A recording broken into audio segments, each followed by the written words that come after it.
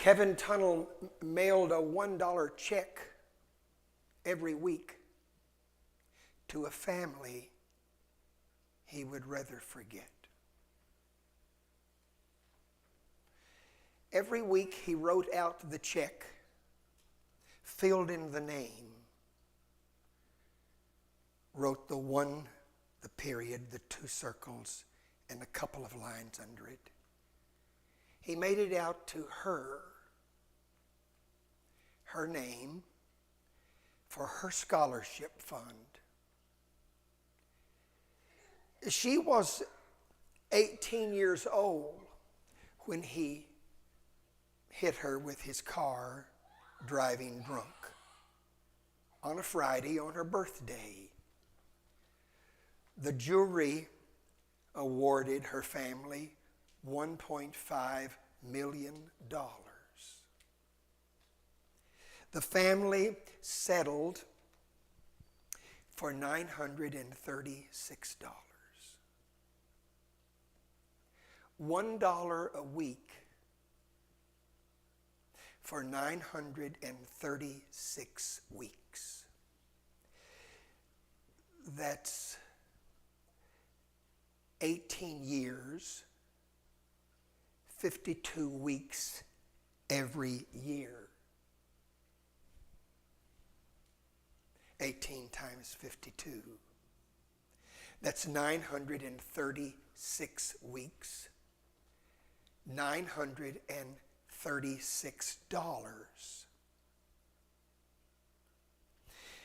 It wasn't the money.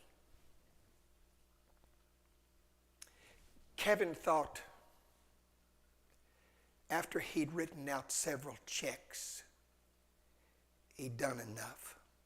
He spent 6 years going school to school and places talking about the accident and her death.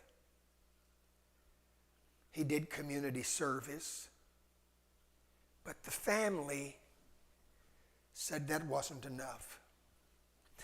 What they were looking for was penance. That's a set of actions done out of an attempt to find forgiveness. I minister to people today who Jesus Christ has forgiven you. Sometimes you have a hard time forgiving yourself. I know that story in my own life. It wasn't about the $936. Even though he wanted to get it over with, he took 2 boxes of checks and he took them to their house pre-signed. And he said, just make them out. You all just write them out, please. Please, you just write them out. No, they said, you write it out. Every day of your life, we want you to remember that you killed our daughter driving drunk.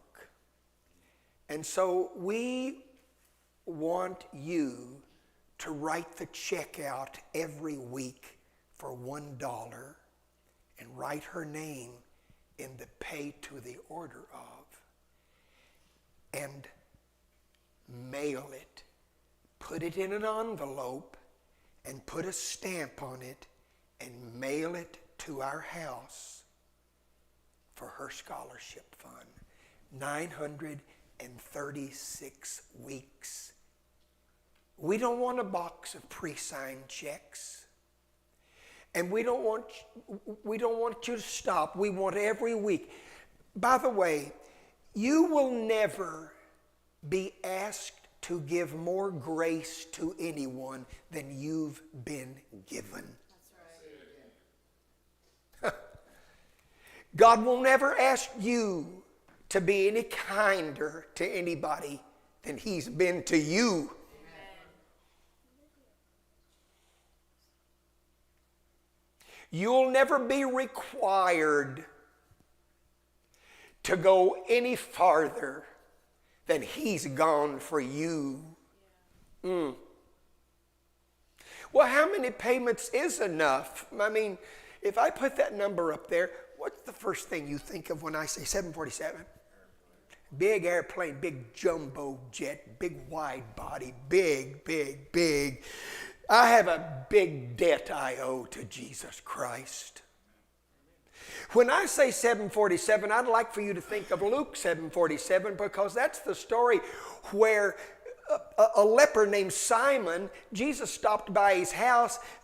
Jesus hung around sinners and poor people, but he also hung around some people who were well-to-do. The gospel wasn't reserved just for the poor. And he was in Simon the leper's house, and guess what? He had healed Simon. He's in the house of a leper, he's healed. And while he's in there, a lady comes in and she breaks open a bottle of precious ointment and anoints him with it. And Simon's very upset about this. And Jesus said, well, I'll tell you a little story. There was a guy who owed his creditor 500 pence. And there was another fella that owed the creditor 5 pence. Now a pence, I don't have any pennies with me, but it's a penny. In a British pound, a pence is a penny. In American money, it's a penny. So one of them owed $5. One of them owed 50 cents. Not a lot of money, but you know, if you don't have any money, and if you owe $5 and they say, if you can't pay it, I'm put you in prison. It doesn't matter if it's 5 or 5 million. If you don't have it, you don't have it. Jesus told him that little story, and he said, now the king, the creditor, forgave both of them. He forgave the guy that owed him the 50 cents, and he forgave the guy that owed him the $5. And then he looked at Simon and he said, which one of them do you think appreciated him the most? And Simon hated to answer, because he didn't just say the one that owed him the most. He said, I suppose I love it. Oh, we can't admit we're wrong. We can't say it, can we? I'm a sinner. We just can't say that. I couldn't possibly come forward during the altar appeal and stand there and weep and let somebody think I've done something wrong. I have to stay back here in my pew and make it look like that altar calls for somebody else. That's not for me. That's for a sinner. Well, I suppose that guy is the one that... Yeah, you suppose right, buddy. And I want to tell you, Simon, that between you, good old boy, and her, prostitute, I forgave her the most, and she loves me the most. Don't criticize my praise till you know where he brought me from. When you see me jump up off that organ and do a little dance or run across or stand up here and clap my hands and stop the music, what's he doing? I'll tell you what he's doing. He's being grateful for what God did for him. How about you? Has he done something good for you? Has he done something good enough for you that would make you rise to your feet and lift both hands and say, I give up, I give up, I give up. Yes, sir. I surrender all. Yeah, y'all can see right now why I quit pastoring. I'm already mad.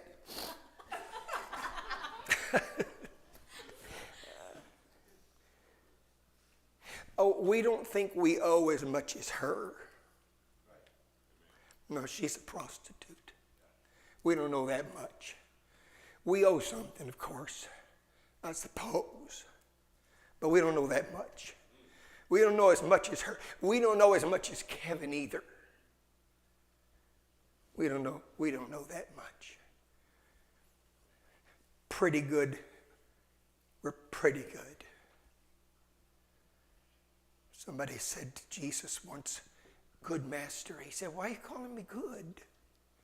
You know there's none good but God. And he was just saying to the guy, I know you recognize who I am. You know I'm God. This is what we lack. I went out to eat the other night with my children, and we ate at Claudia Sanders' dinner house. Cost a fortune. We're going to receive a special love offering here in a minute. But when I got finished, we had a really nice lady. You're only supposed to get a little bitty bowl of soup when you order it. But my daughter, Kennedy, ate it all up pretty fast. She's pregnant. She's eating for 2. So she said to Cross, her husband, my son-in-law, she said, would you sneak up there and get me a little more soup? My son-in-law's an honest boy. He said, no. And I said, when the lady comes, I'll explain to her why you ate it all so fast. Soon the server came and I said, ma'am, that's my daughter right over there. She's pregnant. She's eating for 2 people. And she has swallowed that soup down for the baby, but there's none for her. And the lady said, I'll take care of it. I said, don't tell management. She said, my lips are sealed. But when I got ready to leave, they gave me a bill. And when I got ready to pay it, up on the screen came a suggested gratuity. Jesus requires that we return to him 10%. There was no 10% suggested on that screen. I could give 15, I could give 18, I could give 20, or I could do a custom amount. They'd gone high enough for me on that one. I felt like they had a number high enough that I could sleep.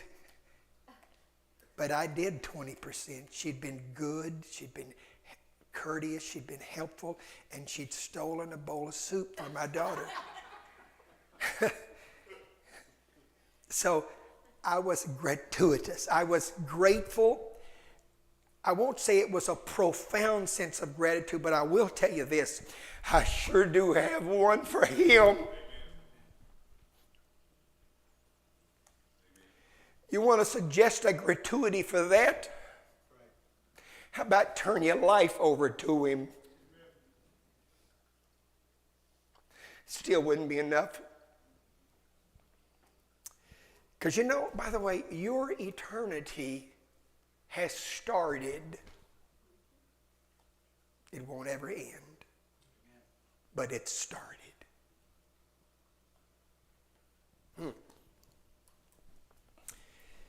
It was a big debt I owed. Luke 7:47. Now when you see big jumbo jets, you think about that. Amen. Who owed the most? They loved the most. Which one loves him the most? And the one that was forgiven much, he loveth much. That's what Jesus said. If you're forgiven much, you love much. That's why there's some people who, even though they may be Christians, they are not very magnetic when it comes to attracting people to Jesus Christ, because they feel like Christ really got something when they got him. Yeah, I can sing, I can play, I'm good looking. Yeah.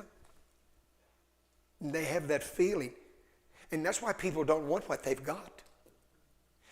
Although, if you just knew how wonderful Jesus is, you would want him in your life every day.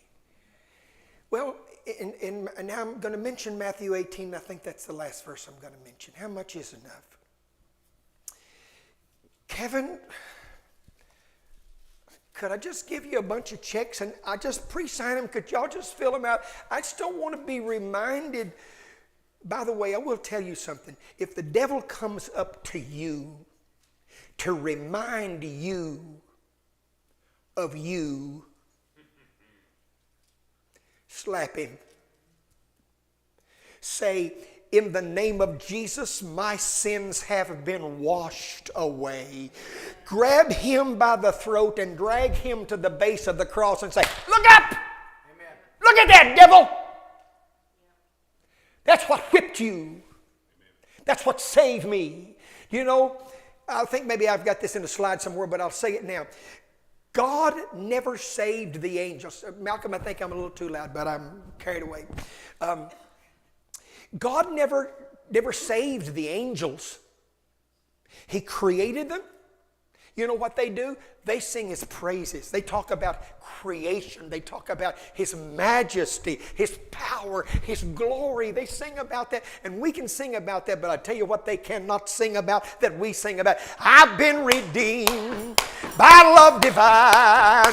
Oh, glory, glory, Christ is mine. All to him I now resign, for I have been redeemed. Never hear an angel singing that.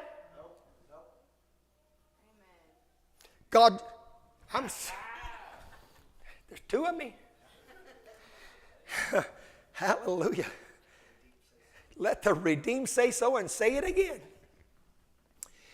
No, the angels that came against God, they lost their first estate. They were kicked out of heaven. They were relegated to the earth as minions of Satan, hell-bent on taking you and me with them to their eternal destination of destruction. But God never made a plan to save them. He's God, don't ask me why. When he made us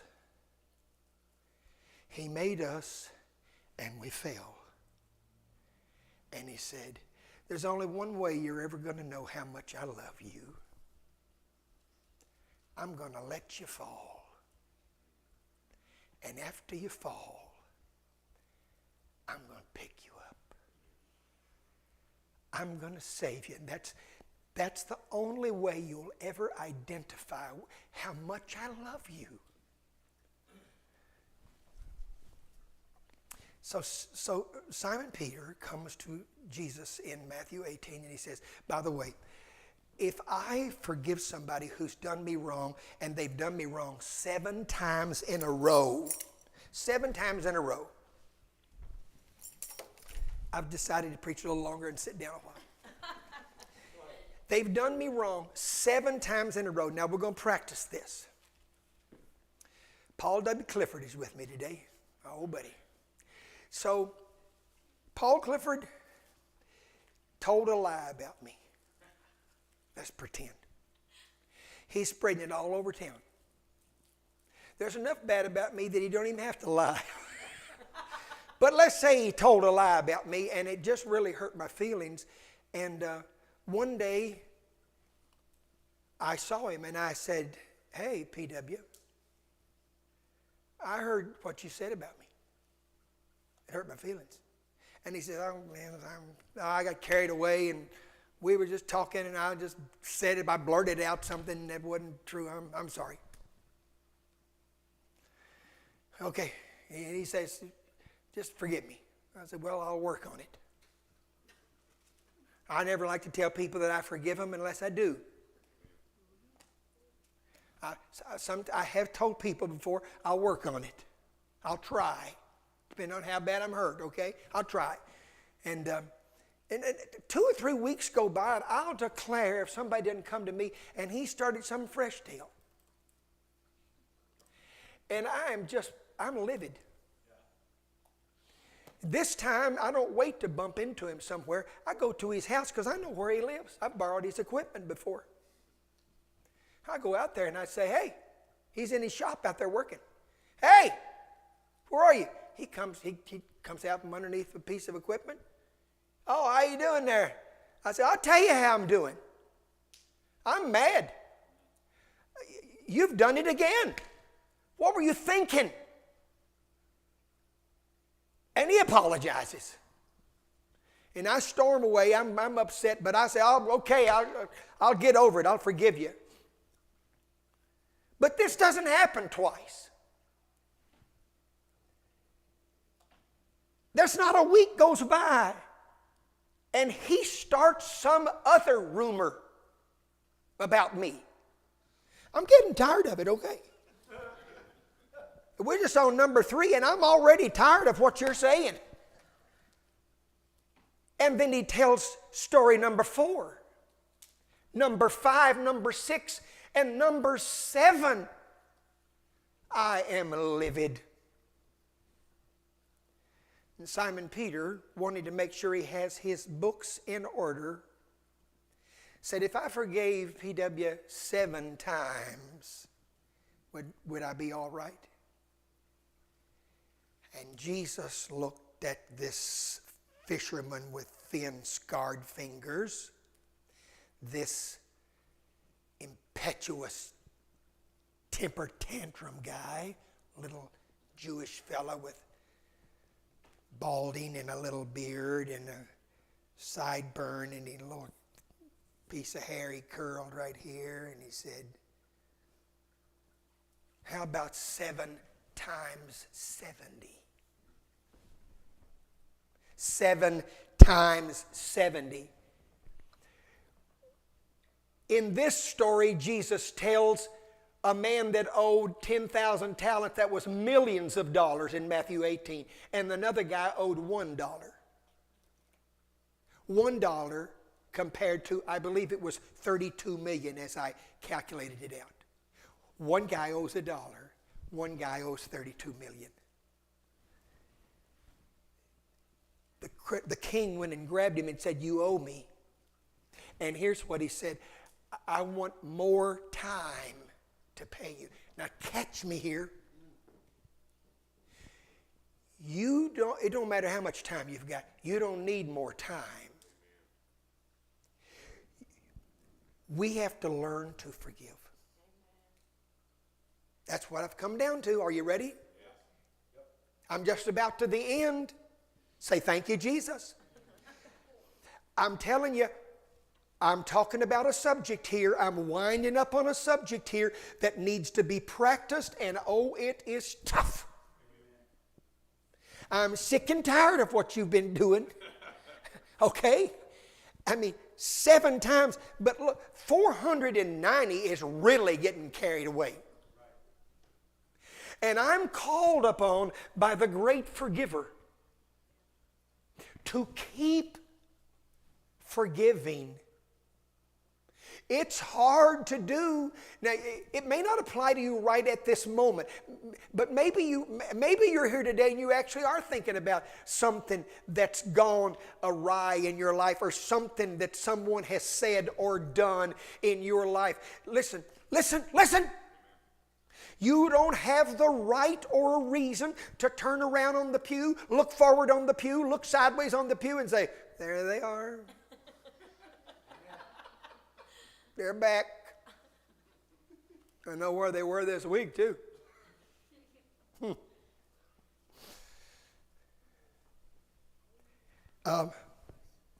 7 times 70.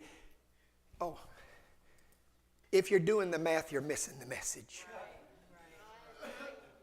Okay, because you're thinking, I'll be caught up at 490. No, Jesus is trying to say, he could have used any number. He's trying to say, it doesn't end. It keeps on going. Oh, if you're keeping tabs on mercy, by the way, that's not mercy. It's like, well, I've already forgiven you 3 times, okay? I'm getting kind of sick and tired of this. I mean it, Sully. Sullivan, Michael, Blaine, Fitzgerald. They've harnessed you with a name you will never live down, okay, bud? You're damaged goods. He has my whole name. I mean, that's why he goes through life. People say, what's your name? Sully.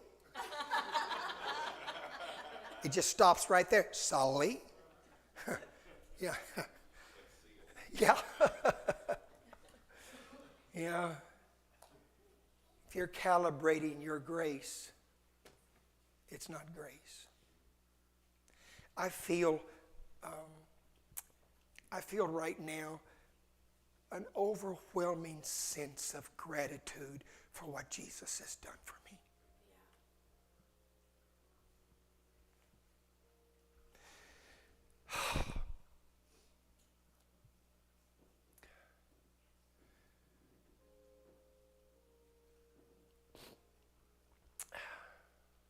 I don't expect Wendell, Honesty, Jasmine. I don't expect Lily and Patrick to understand what I'm about to say. But I've lived long enough now, Lily, that I know there's an end. And sometimes I think about it.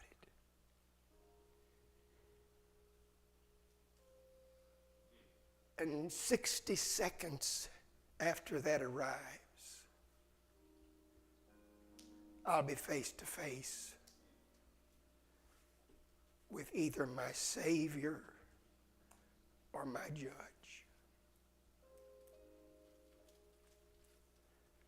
I owed the $32 million. I'm not the $1 guy. I'm the 747 guy.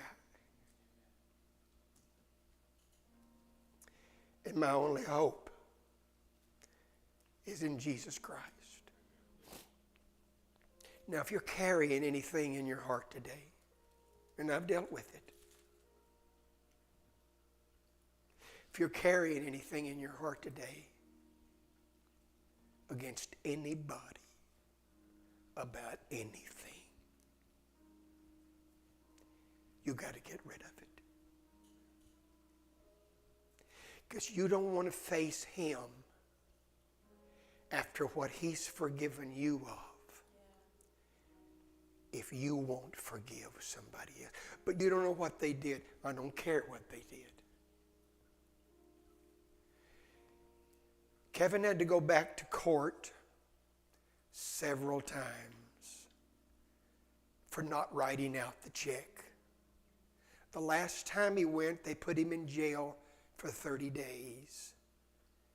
During that 30 days, he just sat in there and thought about the young lady, 18 years old, 936 weeks. The judge wouldn't change the conditions. I don't want to live with my failure. You know, nobody wants to be remembered for the worst thing they ever did.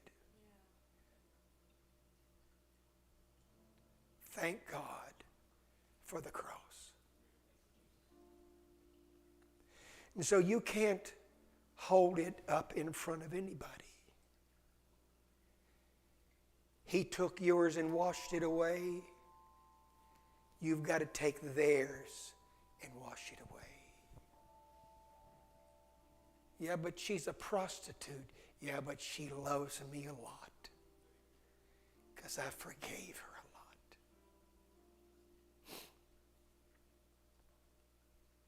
I'm asking you, search your heart today. Because Jesus in this story says, when he forgave a man $32 million and that man found somebody that owed him $1 and he wouldn't forgive him, he went back to the first guy. I've changed my mind. Now you owe me all of it. You don't want to face God and have him look at you and say, if you would have forgiven, you could enter into my joy forevermore. But you liked the luxury of carrying a grudge. You enjoyed getting on Facebook and talking about it. You did the little Snapchat thing where you and her and you and him and her and she and they and them. And you all scattered it to the wind with no thought of its damage. And so I've changed my mind. I can't let that in here. I don't like it on a pew, much less in heaven for eternity. If you can't sit on the pew with your brother or your sister, regardless of what you refer to them as, if you can't worship with them here, you are not going to make it there. What are you going to do? Dance around heaven trying to avoid bumping into somebody that you didn't like? Get over it. Jesus said, you got aught in your heart against somebody, you go to them. Well, they never have. I saw them the other day at the grocery and they never said a word to me. Anytime anybody ever says that to me, anytime, I always look right back and I say, what did you say to him? Well, I didn't talk to him. Oh, I see. They were supposed to say hi to you, but you were not obligated to say hi to them. They're the ones that owed you. Oh, I see. Well, I tell you what, they did me wrong. Jesus said, if you think they did you wrong, you be the one to go to them and work it out. No, they're the one that did it. Well, then you the one got to do it. I think that's proper English. I said it. Got to do it. Well, they're the ones said it. I'm not. They're the ones said it. You the one fix it. Why? Because you're the one that did it, and he's the one that fixed it. When you wouldn't go to him, he came to you. Now you go fix it.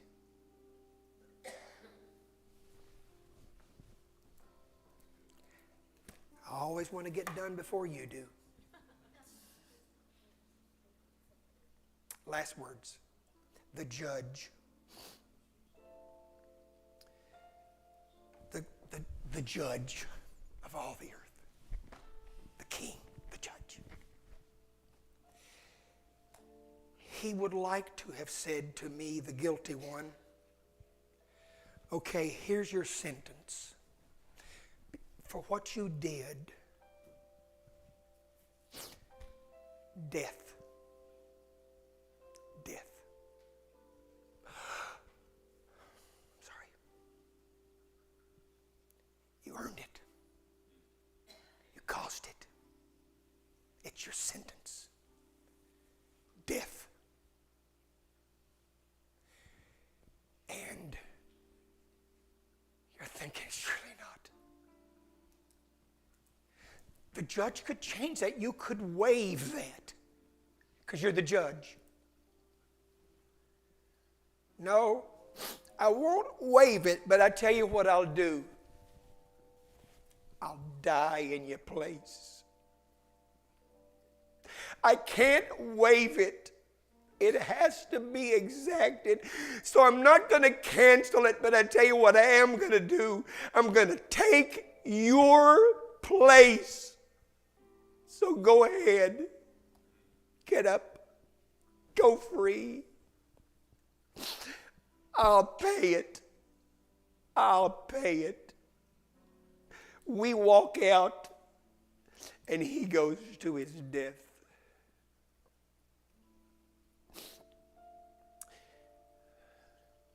He deserves more than a tip. He deserves our profound gratitude. So here's what we're going to do today. The doors are locked. You can't leave. I want everybody to come stand right here. This is how we're going to close our service today. Come as close as you can get. I want you to stand up here with people you like and don't like. In fact, if there's anybody in the building you don't like, go stand by them. Come on up close. Come up close. Everybody gather up where we can get everybody in. In PW? I'm sick and tired of it, but I forgive you.